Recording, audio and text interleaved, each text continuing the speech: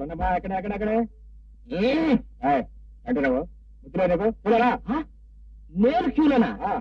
నేనెవరో తెలుసా? అసలు బస్సు ఎవరో తెలుసా? నేను తలుచుకున్నానంటే నీ ఉద్యోగం. ఎవరితో ఉద్యోగం?